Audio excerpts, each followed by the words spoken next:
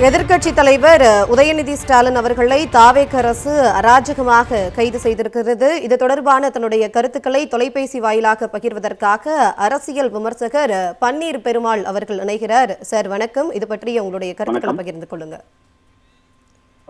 வணக்கம் மேடம். நாளைக்கு சட்டமன்றம் கூட இருக்கக்கூடிய நேரத்துல காவேரி தொடர்பா இந்த அரசாங்கத்துடைய தொடர் தோல்வியை மறைக்கிற விதமா அதுக்கு இவங்க எதிர்கட்சி தலைவர் கேட்கிற கேள்விகளுக்கு பதில் சொல்வதற்கான எந்த திராணியும் இவர்களுக்கு இல்லை அப்படிங்கிறதுனால இந்த கைதை அவங்க பண்ணிருக்காங்க.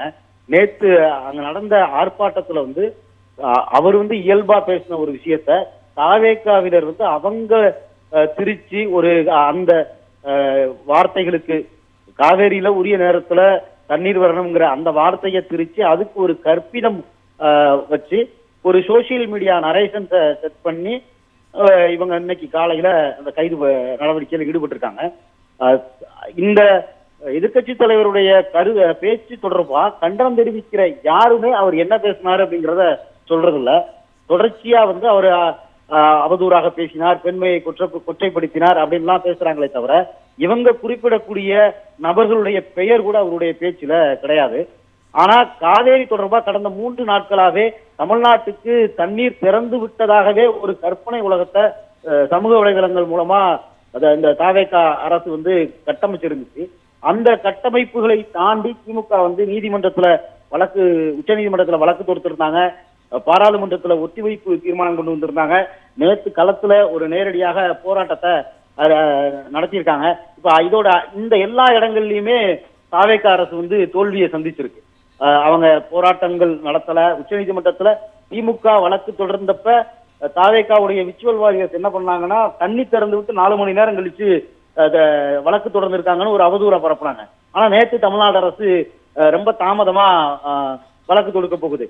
வீக்கெண்ட்ல ஜனநாயகன் படம் திரையிடலுக்கு பெங்களூர்ல எந்த விதமான இடையூறும் வந்துடக்கூடாது அப்படிங்கிறதுக்காக தமிழ்நாட்டு மக்களுடைய வாழ்வாதாரத்தை பிரச்சனையான காவேரி தொடர்பான வழக்கு கூட தள்ளி போடக்கூடிய இடத்துல இருக்கக்கூடிய இந்த அரசாங்கம் இது குறித்தெல்லாம் கேள்விகள் நாளை சட்டமன்றத்தில் கேட்கப்படும் அப்படிங்கிறதுனால அதெல்லாம் தவிர்க்கிறதுக்காக இரண்டாவது நீட்டு பிரச்சனையில தாவேகா அரசுடைய மௌனம், அடுத்து இன்னைக்கு காவேரி பிரச்சனையில நேரடியாகவே விவசாயிகள் பாதிக்கப்பட்டிருக்கக்கூடிய சூழல்ல எழக்கூடிய கேள்விகள், விவசாயிகளுக்கு இவங்க தேர்தலில் கொடுத்த வாக்குறுதிகளை நிறைவேற்றாதது குறித்து எழக்கூடிய கேள்விகள், இப்படி இந்த அரசாங்கத்துடைய தோல்விகள் எல்லாவற்றையும் மறைக்கிறதுக்காக நேற்று திருப்பரங்குன்றம் தீபம் தொடர்பா உச்ச நீதிமன்றத்துல இந்த அரசு சரியான வாதங்களை முன்வைக்காததுனால உயர் நீதிமன்றத்துடைய தீர்ப்பை நடைமுறைப்படுத்தணும் அப்படிங்கிற மாதிரியான ஒரு தீர்ப்பு கொடுக்கப்பட்டிருக்கு. அப்ப சிறுபான்மையினர்களுக்கும் எதிராக இந்த அரசு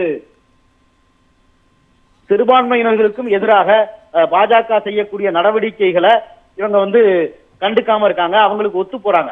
அதனாலதான் நேற்று பாத்தீங்க அப்படின்னா பாஜகவுடைய தலைவர் மாநில தலைவராக இருக்கக்கூடிய நயினார் நாகேந்திரன் நேரடியாகவே நடிகை த்ரிஷா வீட்டுல இருந்து விஜய் வெளியே வரணுங்கிற மாதிரியான ஸ்டேட்மெண்ட்டை நேரடியா பெயரை சொல்லியே பேசினார். அன்னைக்கெல்லாம் எங்க இருந்தாங்கன்னே தெரியாத வானதி சீனிவாசன்ல ஆரம்பிச்சு தமிழிசை சவுந்தரராஜன்ல ஆரம்பிச்சு எல்லாருமே நேற்று திடீர்னு பெண்ணியம் பேசிக்கிட்டு இருக்காங்க. அப்ப தாவேகாவும் பாஜகவும் சேர்ந்து உருவாக்குன நரேஷன் தான். ஏன்னா நேற்று திருப்பரங்குன்றம் கேஸ் தமிழ்நாட்டுல விவாதமா மாறிச்சு அப்படின்னா அதுல தாவேகாவுக்கும் பாஜகவுக்கும் இருக்கக்கூடிய அந்த கள்ள கூட்டு அம்பலப்படும். அப்ப இதையெல்லாம் மடைமாற்றும் விதமா இவங்க ஒரு நரேஷன்ஸை செட் பண்ணிருக்காங்க.